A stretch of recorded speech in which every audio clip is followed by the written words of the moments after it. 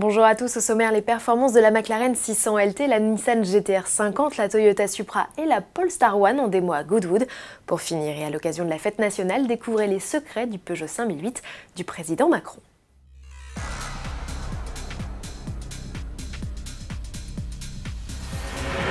Le Festival of Speed bat son plein à Goodwood. De nombreux constructeurs ont fait le déplacement et notamment McLaren avec sa petite dernière, la 600 LT. Cette version survitaminée et allégée de la 570S n'avait pas livré tous ses secrets lors de sa présentation officielle le 29 juin dernier. Si le constructeur britannique avait bien précisé la puissance du V8 3 litres biturbo, 600 chevaux, et annoncé un poids en baisse de près de 100 kg comparé à la 570S, il n'avait rien lâché des performances. C'est désormais chose faite. Comptez 2 secondes 9 pour atteindre les 100 km/h, c'est aussi bien qu'une 675 LT. Et un petit peu plus de 5 secondes plus tard, vous voilà déjà propulsé à 200 km/h. Son efficacité, cette déclinaison dite long tail, la doit notamment à son aérodynamique plus agressive, caractérisée par une poupe rallongée de 7 cm.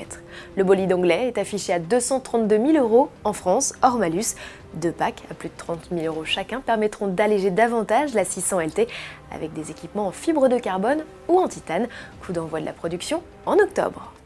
Produira pas la GT-R 50, Nissan et Italdesign attendent très certainement de connaître l'avis du public du Festival of Speed avant de se décider.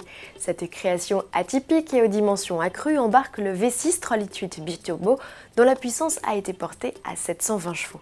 De quoi donner le sourire au pilote Luca Ordóñez sous son casque lors de sa participation à la célèbre course de côte. Destinée à célébrer le 50e anniversaire de Godzilla et du bureau de design italien, la Nissan GT-R 50 pourrait être produite à 50 unités. Ne reste plus qu'à trouver les intéressés prêts à débourser environ 900 000 € hors taxes pour l'acquérir. Et vous achèteriez ou pas?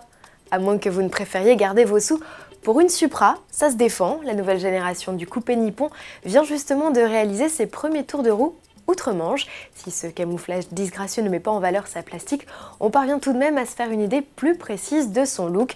Souvenez-vous, jusqu'ici on ne l'avait croisé qu'au travers les lignes d'une voiture de course. Cette participation de Toyota au Festival of Speed est aussi l'occasion de révéler la sonorité du 6 cylindres en ligne dont la puissance pourrait tourner autour des 340 chevaux. Pour l'écouter, rendez-vous sur autoplus.fr. On espère retrouver la Toyota Supra au Mondial de Paris en octobre, avant sa commercialisation en 2019. Cette année-là ou la suivante, la Polestar 1 débutera officiellement sa carrière. En attendant, le coupé hybride rechargeable de 600 chevaux poursuit son développement et son opération séduction auprès du grand public. Il fait étape jusqu'au 15 juillet à Goodwood sur les terres de Lord March. En plus des 2 exemplaires de série exposés dans une structure dédiée, le prototype 004 assure le show sur la piste avec au volant le pilote d'essai maison. Pour mémoire, la Polestar 1 est disponible à la commande. Pour faire partie des premiers livrés, un dépôt de 2 500 € est réclamé.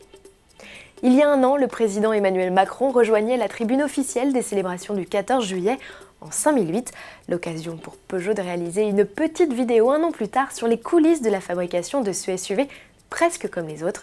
De sa sortie d'usine du site Rennes-la-Janet à son arrivée dans la cour de l'Elysée, découvrez les transformations appliquées au 5008 présidentiel dans un extrait vidéo. Le premier incontournable pour la voiture du président de la République, c'est sa sécurité. Donc le véhicule est évidemment blindé, mais on reste toujours très proche de la voiture de série. La mission de Centigonne, c'est d'intégrer des matériaux de blindage pour protéger la cellule habitable de la voiture. Lorsque la 5008 arrive chez nous, elle est démontée pour pouvoir accéder à tout l'intérieur du véhicule. Une fois qu'on a la caisse à nu, on installe le kit de blindage acier qu'on va boulonner, rifter, souder en lieu et place pour former une coque homogène de protection. Il y a 2 types de contrôle qualité une fois que le blindage est terminé. C'est les essais routiers pour vérifier que la voiture aura vraiment un comportement parfait sur la route et les essais qualité finition qu'on fait dans un atelier avec des éclairages spéciaux pour que la peinture, les joints soient de la même qualité que ceux du constructeur. Retrouvez l'intégralité de cette vidéo sur la page YouTube Peugeot. Bonne fête nationale à tous et allez les bleus!